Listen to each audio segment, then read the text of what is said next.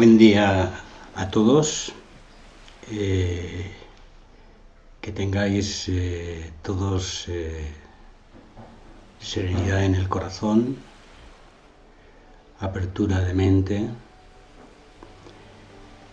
y sensibilidad para atender los difíciles momentos que vivimos en el mundo. Comenzamos este ciclo de maestros orientales y maestros occidentales con esta charla, después de las charlas preliminares que ya tenéis en la web, cómo no, comenzando en los maestros orientales por Siddhartha Gautama, el Buda. No me voy a detener si no es necesario, en algunos elementos del perfil o de la dinámica personal de los autores, aunque en el caso del Buda sí es necesario indicar dos o tres cosas. Como le ocurrió a Jesús de Nazaret, hoy en día el Buda está en un sector muy importante de la humanidad, divinizado como un marco, como un arquetipo envuelto en la leyenda. Sin embargo, fue una persona real que vivió en su tiempo, un tiempo en donde lo esencial era una estructura social rural, arcaica, y que estaba vinculada a tribus o señores de la tierra en el norte de la India. El mensaje del Buda no fue un mensaje teológico, ni un mensaje ontológico en el sentido de interpretación de la realidad. Fue un mensaje vital, muy vinculado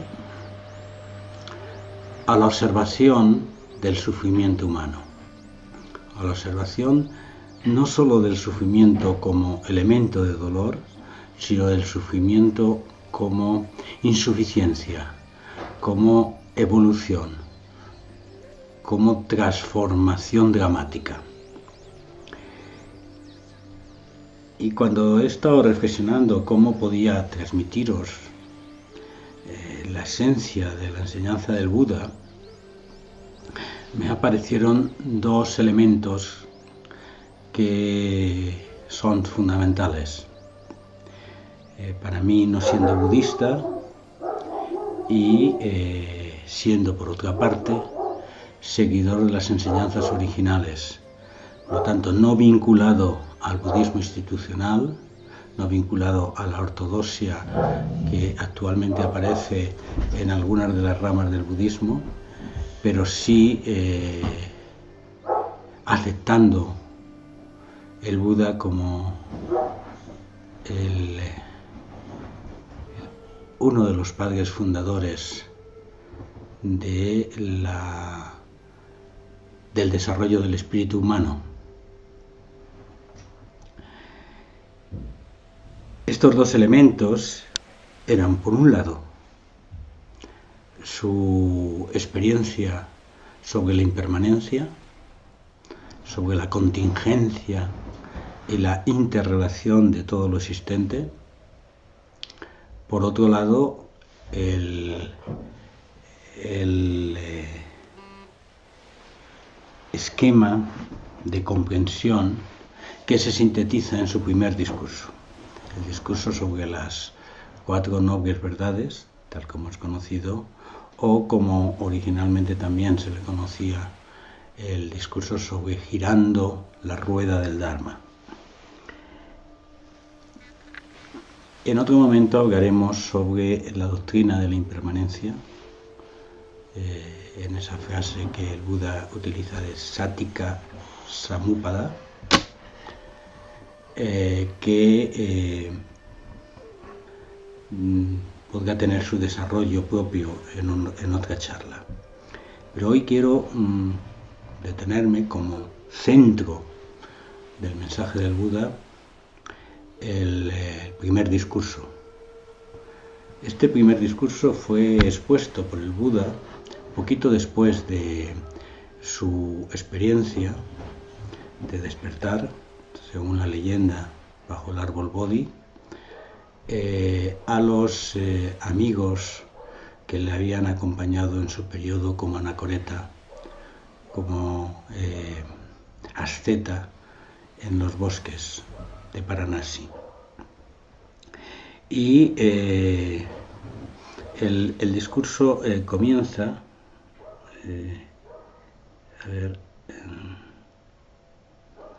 lo tenía por aquí.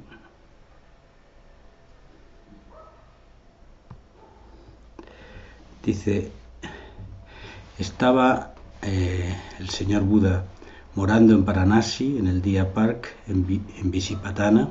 Se dirige al grupo de 5 monjes. Y ahí empieza un discurso donde se ascribe al camino medio y desde ahí empieza a establecer lo que clásicamente ha venido a ser llamado las nobles verdades. Desde un planteamiento ortodoxo podría entenderse que el Buda está manifestando en ese primer discurso su comprensión de la verdad última, o el marco metafísico en el cual sitúa su vida.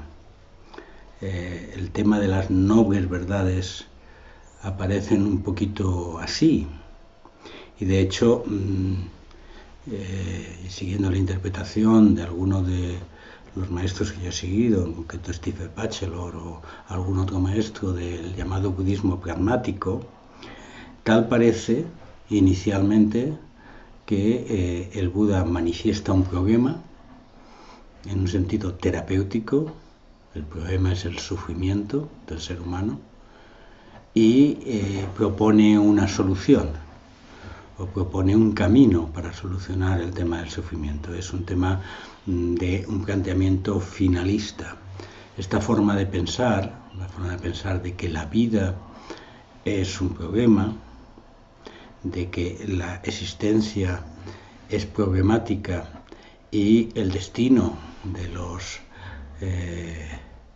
hombres es buscar una solución a la problemática que se le aparece en la vida, como si fuera un reto a superar, es una forma de pensar muy propia de la estructura racional, egoica de nuestra conciencia. Somos insuficientes, somos incapaces, somos menores y buscamos caminos, buscamos soluciones, buscamos salvadores, buscamos maestros que solucionen esta insuficiencia.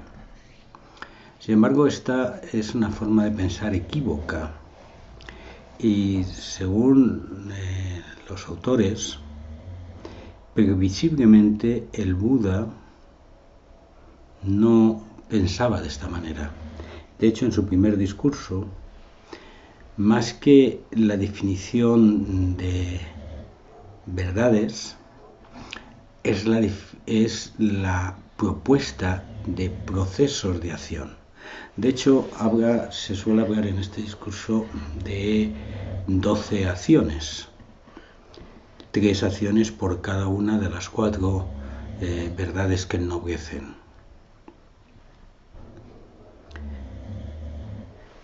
En esta versión clásica se hablaría de un estado de insuficiencia vinculado al proceso del sufrimiento y un camino para superar esta insuficiencia de tal manera que nos transforme en una estirpe espiritual noble.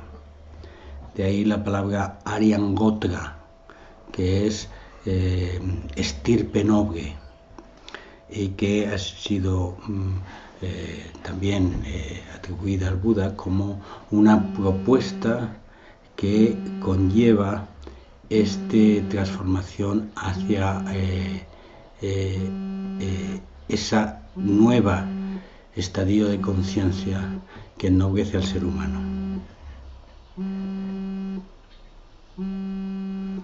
Dice Stephen Batchelor muy adecuadamente que la vida puede comprenderse como un camino de obstáculos a vencer, una serie de retos y de problemas que resolver,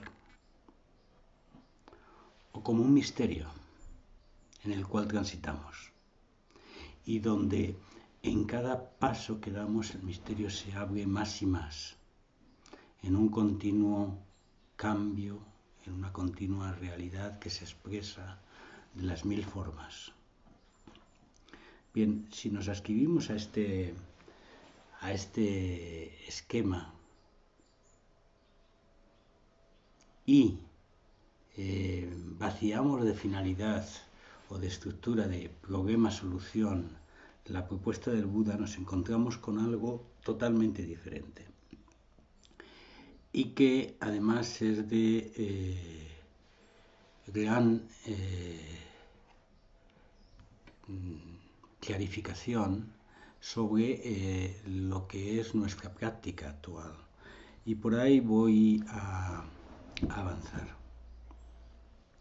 Esto es, en vez de verdades que definen la realidad, el Buda propone procesos de acción que transforman o participan de la transformación de la realidad. Y vamos a intentar entender las 4 nobles verdades desde esta perspectiva. La primera noble verdad es la existencia de dukkha. Visto en el esquema anterior de definición, pues podría interpretarse como la vida es sufrimiento, como una expresión completa de que lo que existe es un devenir de dolor y de incomprensión ante la existencia. Y de hecho, esa dicotomía que en el budismo clásico se expresó entre el samsara o la vida fenomenológica o la vida basada en el devenir de las vidas que se viven en insuficiencia, y el sunyata, esto es la vida, la experiencia del vacío, el cese del ciclo de vidas, la experiencia del nirvana, parece que habla de esta dicotomía. La expresión del samsara sería el sufrimiento. Sin embargo, la palabra que el Buda emplea es dukkha. Dukkha ha sido incorrectamente traducida por sufrimiento, porque dukkha es algo más, es la expresión de la vida misma, en su propio drama, en su propia evolución, en su propia insuficiencia y al mismo tiempo suficiencia. Es el conjunto de los fenómenos que se expresan en la vida, en el nacimiento, en el crecimiento, en la transformación, en los continuos cambios que se producen. No hablamos del ámbito cosmológico ni del ámbito microscópico, donde todo está continuamente en cambio, sino el ámbito también de la observación humana, en el cual nuestra vida es un continuo expresión diferente, diversa. Por lo tanto, dukkha podríamos asimilarlo a la expresión de la vida misma. ¿Y cuál es el mensaje del Buda. Son 3 acciones las que aquí se expresan. La primera, contemplar dukkha. La segunda, tomar la decisión de aceptar dukkha. Y la tercera, haber experimentado dukkha. Estos 3 elementos que aparecen de esta forma, expresados en las 3 acciones que se manifiestan, que es conocer dukkha, decidir recibir dukkha en su totalidad. Tercero, haber conocido dukkha. Es en el fondo una invitación a abrazar la vida, a abrazar la existencia en toda su complejidad, en toda su diversidad, en toda su expresión, con su drama, con su apertura, con su cierre, con su dolor, sí, y también con su gozo. Por lo tanto, el primer planteamiento de tareas a realizar que se expresa en la primera noble verdad del Buda es una invitación a abrazar sin condiciones la existencia de la realidad y su comprensión. Su comprensión, que es una comprensión de insuficiencia, con lo cual contemplamos también nuestra forma de comprender, que es una forma de comprender desde el yo separado, desde este abrirnos a la vida como si fuéramos observadores de la misma y todavía no integrándonos en ella. Y esto es la primera acción que el meditante, el practicante de Zen, realiza. Se ha hablado mucho y en estas charlas anteriores que he tenido yo he indicado la vinculación directa en el origen de la propuesta del Buda con la propuesta que posteriormente el Chan, el Zen, el Son en Corea, el Seon en Vietnam están expresando como forma de rescatar la experiencia del Buda. ¿Cuál es esa primera propuesta? Es abrirnos a la realidad, abandonar nuestro proceso de estar cerrados dentro de un marco conceptual, de un marco religioso, un marco de creencias o de un marco de interpretación de la realidad y abrirnos directamente a la realidad tal y como se expresa. Y desde ahí sí contemplar cómo nuestra visión está parcelada, está cogida, está condicionada.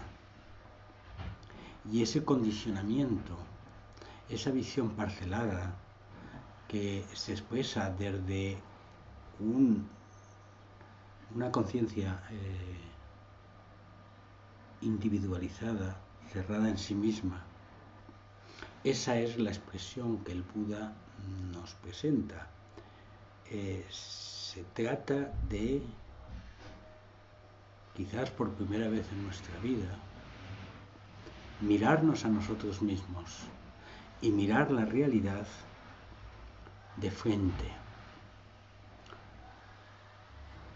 no como el observador que se sitúa fuera y mira la realidad y la interpreta y le da una definición, un nombre, sino como el que se incorpora a la vida, a la realidad, a ese marco de dinámica de insuficiencia, de dinámica de drama, de cambio continuo en que vive la vida humana y la vida de todos los seres, y se integra en ella. Por tanto, la invitación inicial del Buda a conocer, a comprender la vida, es la invitación de nuestra práctica. Si he de decir a los estudiantes de Zen por dónde han de empezar a desarrollar la práctica del Zen, una vez que nos sentamos en silencio, y recordaréis la primera y segunda charla, especialmente la segunda, de la introducción a la práctica del Zen, es mira la vida, mira tu existencia, mira la existencia de todos los seres, conócela de forma directa, quítate las anteojeras y míralo de frente. Esta es la primera acción básica que se encuentra en este camino de ennoblecimiento. No ennoblecimiento en el sentido de ser algo diferente a lo que eres, sino poder transitar desde la ceguera a la luz. Y en ese transitar, esta primera acción es el elemento que es de importancia. Por lo tanto, es un camino que lleva a confrontar, a enfrentarse a la insuficiencia, al drama de la vida. Es la pregunta sobre quién soy o qué es esto, qué es cada cosa a la cual me acerco, qué es en esencia. Pero es la pregunta donde, como diría el maestro sufí, en el que la respuesta está donde la pregunta se encuentra. Por lo tanto, es un proceso de apertura mental, de apertura de conciencia, de aceptación de que no lo sé,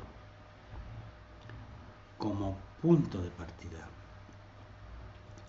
¿Os acordáis de que ese koan de no lo sé del Bodhidharma, que es el primer koan del Heikikan Kanroku, la colección de la pared rojosa del jaspe, habla de la primera confrontación del Bodhidharma con el emperador Gu del reino de Liam en el sur de China, en su llegada desde India, en el cual el emperador, que era un budista devoto y que había intentado favorecer el budismo en su reino, le invita al Bodhidharma a que hable de las nobles verdades del budismo. Se está refiriendo a estas 4 nobles verdades como el marco conceptual en el cual ha de situarse la comprensión del budismo. Y el Bodhidharma responde, en vez de hablar de verdades sagradas, habla de realidad ordinaria, no sagrada. Esto es, redirige al emperador, aunque él no se entera, a mirar de frente la realidad ordinaria, no a situar la comprensión del budismo en un marco sagrado fuera de la realidad. Y el emperador, ante esa redirección que no capta, esto es, cuáles son las verdades sagradas del budismo, nada sagrado, realidad ordinaria, respuesta del Bodhidharma. Y dice, bueno, ¿quién es el que está hablando delante de mí? En el sentido, ¿qué autoridad tienes para hablarme de esta manera? Y él responde, no lo sé. ese no lo sé no es un acto de humildad del Bodhidharma, es la expresión en la que encierra la actitud de la propuesta del Buda en la primera noble verdad.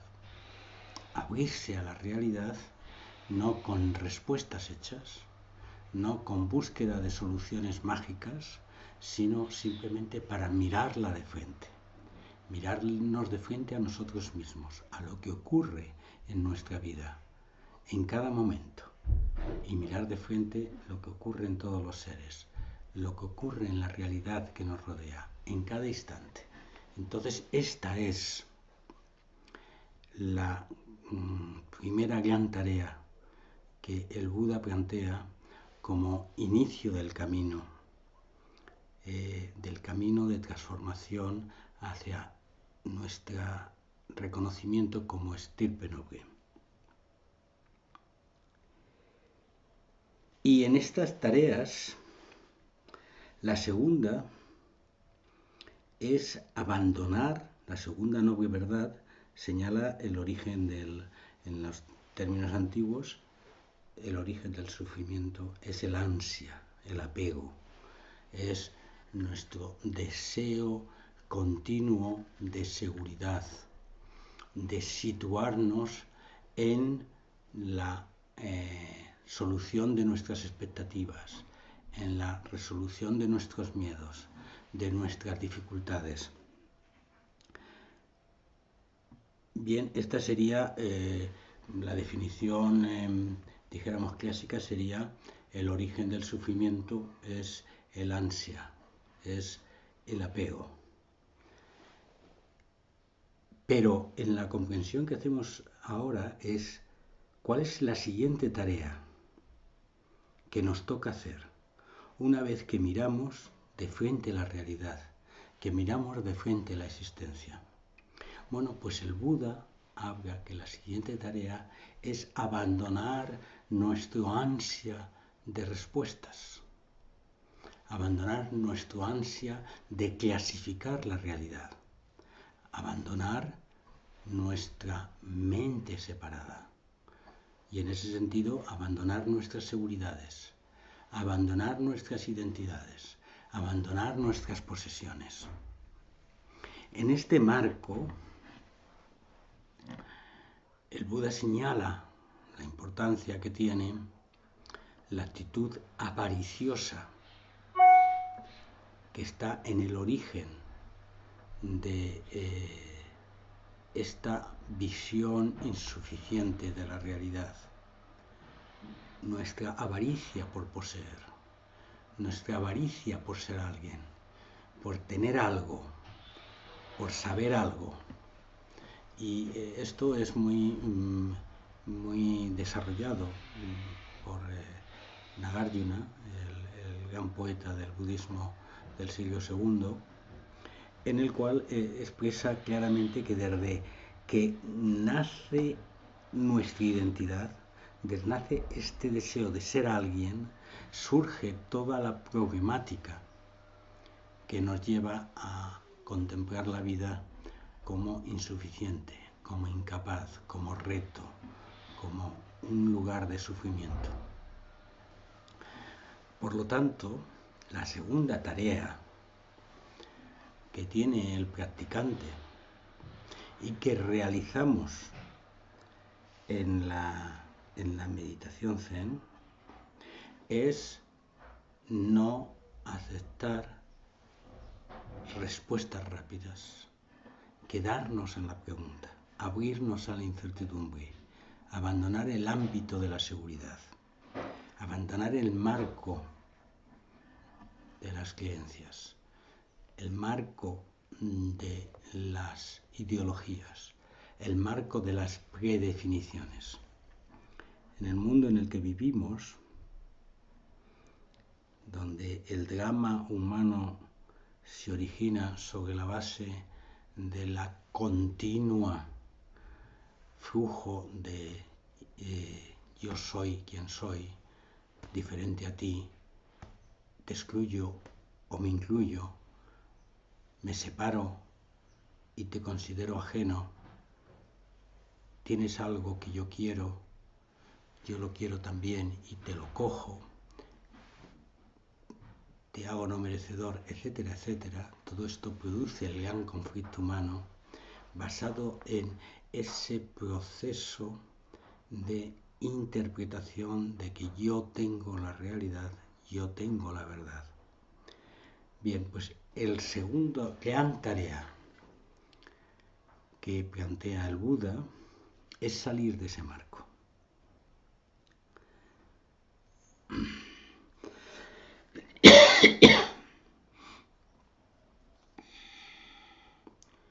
No quedarse cogido por historias, por certidumbres.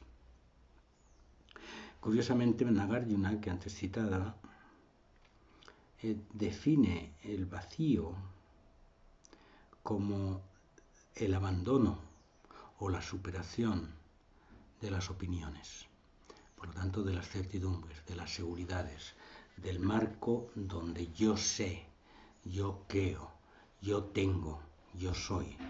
Entonces, abandonando ese marco es como se abre uno a la experiencia del vacío. Por lo tanto, esta segunda noble verdad que habla sobre, entre comillas, el origen del sufrimiento y que nosotros interpretamos como la segunda gran tarea, que es el abandono del marco de seguridad, del marco de certidumbre, del marco de la discriminación, del juicio y, como diría el Xi Jinping, del marco de la elección y del rechazo.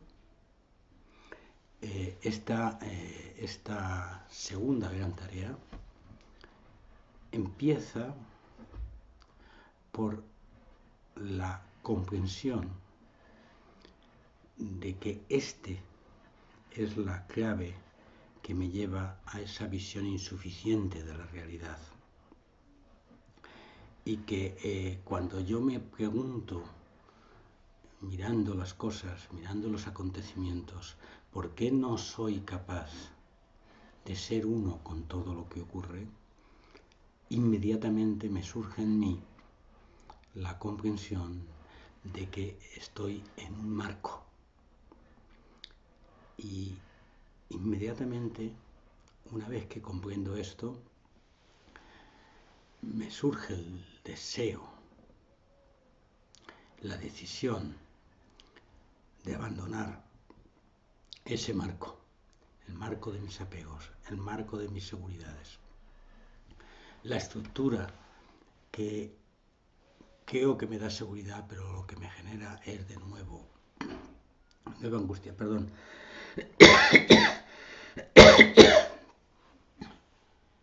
Y la tercera acción dentro de este segundo gran proceso es haber realizado o establecido la acción de abandono. Y esto es un proceso que dura tiempo, que no es la expresión de este momento donde de pronto tengo luz y ya he transformado, sino que es durante años ese proceso de depuración y vaciamiento del que hemos hablado en el Zen.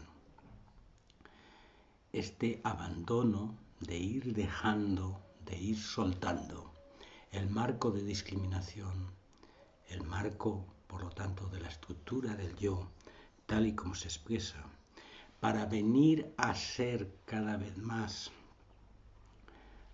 proceso vital que se expresa, aparece y desaparece, es la gran tarea del practicante en su comprensión.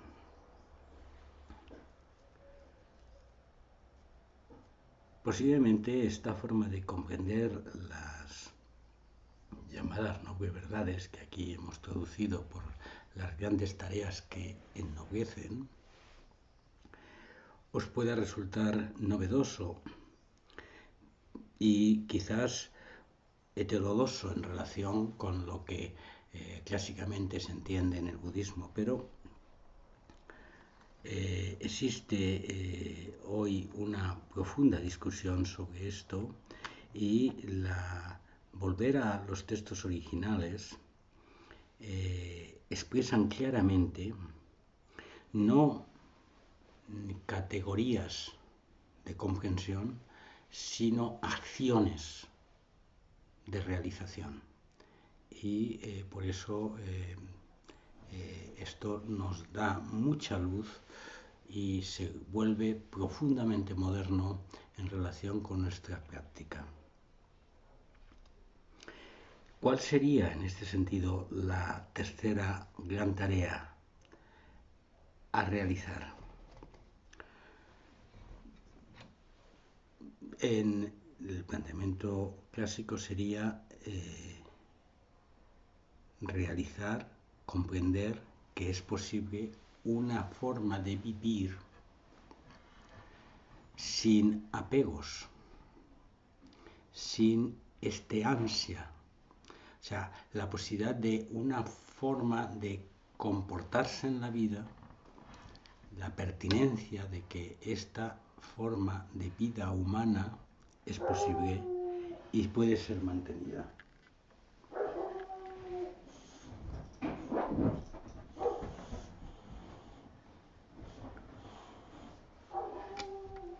Es el proceso de mantener el abandono del intento de seguridad, del intento de reaccionar discriminativamente, conceptualmente, categóricamente a la comprensión de la realidad. Es en ese sentido habitar en el vacío, pero en el vacío que hablaba Nagarjuna, que es el abandono de opiniones y conceptos. O sea, movernos en el ser capaz de moverse en el ámbito de la espontaneidad, de la creatividad sin condicionantes, sin condicionamientos. Es dar valor a los momentos en los cuales simplemente se ha expresado el ser.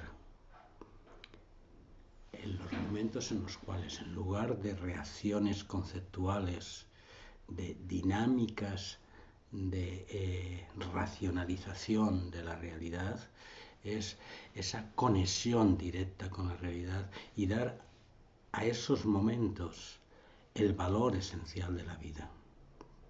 Por lo tanto, en este sentido, el practicante se abriría a vivir libre de ataduras. En ese proceso de abandono, automáticamente entender que esto no es primero una cosa, luego otra y luego otra, sino que todo se va incorporando, mezclando. Desde la perspectiva de he decidido salir del marco de seguridad, me permito vivir en el marco de la no seguridad, de la no opinión, del mirar de frente. Y a eso le doy un valor. Y ese valor que yo le doy solamente se basa en la experiencia y posiblemente sea contradecido por el statu quo de la sociedad, donde los valores están basados en predicamentos, en pertenencias, en identidades, en saberes. Yo me abro a la vida desnudándome de mis seguridades y doy valor, mantengo la vigencia, acepto el que eso es posible, y esa es la tercera noble verdad, la dinámica personal de aceptar, valorar y quedarme en ese marco de apertura a la incertidumbre, de apertura a la visión directa, y que en el Zen se llama la experiencia de vacío y que en el budismo clásico se llamaba experiencia de nirvana.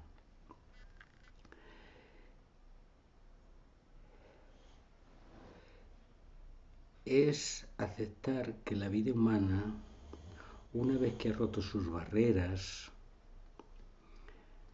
de seguridades, puede ser vivida de forma más auténtica y más espontánea. Una espontaneidad creativa que se expresa como forma de mirar de frente y actuar en función de.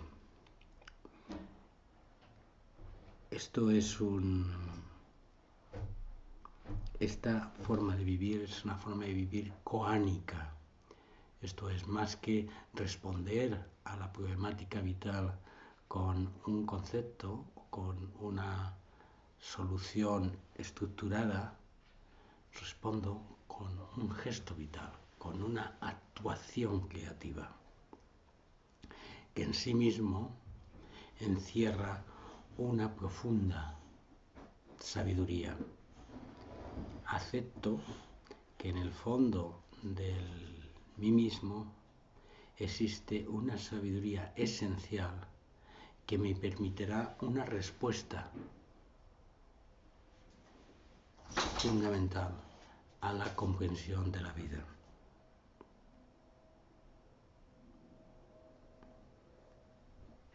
La cuarta noble verdad, o la cuarta gran tarea que el Buda plantea,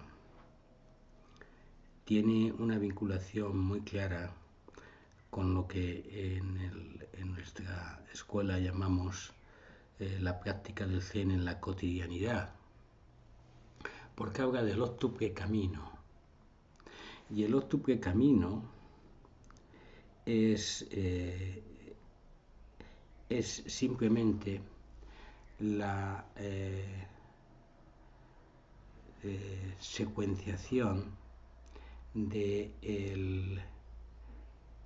del conjunto de las actividades humanas que se expresan en el caso del Buda a través de la vista, del pensamiento, del habla, de la actividad, del medio de vida, de la resolución, de la atención y de la concentración, que son, dijéramos, las ramas de ese octuple camino, pero que en el fondo es una propuesta de acción.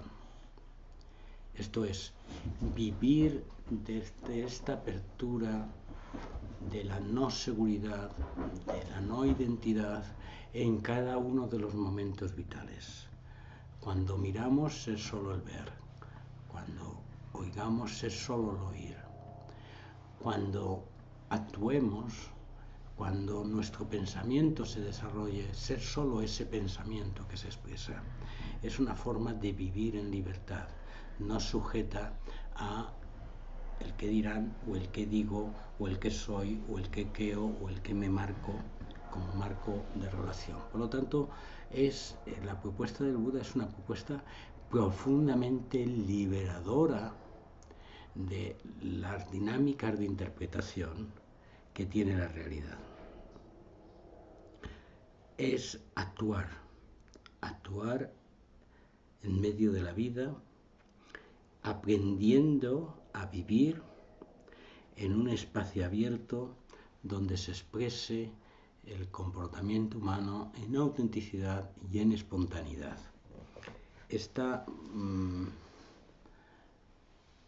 forma de actuar, esta forma de vivir, es la comprensión directa del practicante cuando ha experimentado el vacío de opiniones y que se levanta del cojín y actúa en la vida en función de esa consecuencia. Lo que hacemos habitualmente es salirnos y entrar continuamente en el marco de las conceptualizaciones y las relativizaciones, en vez de situarnos y quedarnos en el marco coánico. Pero este salir y entrar es precisamente la experiencia de nuestra práctica. Dar valor a ese momento en el cual se apaga el yo y se expresa la realidad tal como es. Y ser esa realidad y vivir esa realidad tal y como se expresa en cada una de las acciones humanas que nos acompañan es el camino que manifiesta el Buda. Ese camino que manifiesta el Buda retroalimenta la comprensión de la realidad. Porque desde comprender la realidad de forma confusa, desde nuestra conciencia que todavía no ha soltado su conceptualización de yo, y donde de pronto tenemos atisbos de conexión directa con las cosas y los acontecimientos, pero hacemos ese recorrido y comprendemos que es nuestro marco de ataduras el que nos impide pegar ese salto a la espontaneidad y a la vivencia directa. Pero a partir de ahí, cuando somos capaces mínimamente de esas experiencias de apertura a la incertidumbre, le damos valor y desde ahí actuamos y convertimos eso en forma de vivir, inmediatamente nuestra forma de ver la realidad también se transforma y somos capaces de vivir y de ver más plenamente. Por lo tanto, es un proceso continuo, eso se llamaba girar la rueda del Dharma, es un proceso continuo en el cual nuestra apertura vital se expresa, pero es una práctica, no es un marco de verdades. No estamos definiendo aquí realidades que se quedan quietas. Es una práctica continua que yo definiría como 4 A's para que nos acordemos. Apertura a la realidad, primera gran tarea. Segundo, abandono o abandonar el marco de seguridades. Tercero, actualizar el valor de vivir de esa manera. Y cuarto, actuar en la vida de forma que esa forma de vivir se convierta en nuestra forma de ser humano.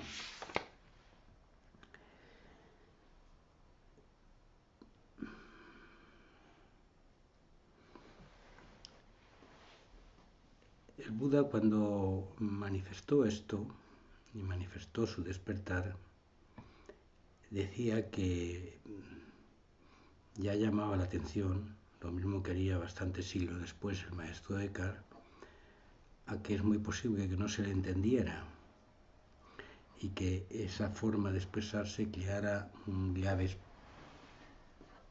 complicaciones para él.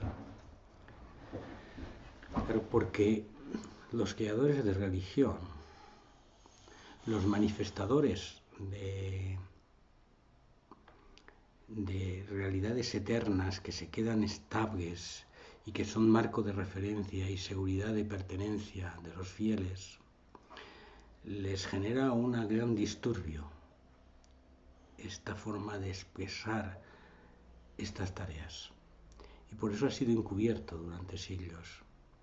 Pero hoy manifestamos que el mensaje original del Buda llevaba a esta liberación. Pues con esta glosa del maestro, en el cual expresa: amigo, sigue el camino medio, no te metas en estructuras de dogmas cerrados o no te abandones al nihilismo de no tener nada. Sigue este camino de enfrentarte a la vida, abrázala, reconócela como realidad que se manifiesta continuamente dentro de ti y fuera de ti. Reconoce también que tus dificultades para este abrazo de la vida está en los corsets que estás poniendo en tu existencia, en tus intentos de crearte marcos donde te puedas reconocer. Y te invito a abrirte a campo abierto. Y una vez que lo hayas hecho, reconoce el valor de esta libertad, de este sabor de sentirte vinculado realmente a la vida y de vivir desde la espontaneidad y la autenticidad de quien realmente eres. Y desde ahí, humildemente, en cada instante, en cada puerta, en cada momento de tu existencia, actúa con esto, actúa con esta espontaneidad, actúa sin este miedo. Y así comprenderás la vida. Que tengáis buen día.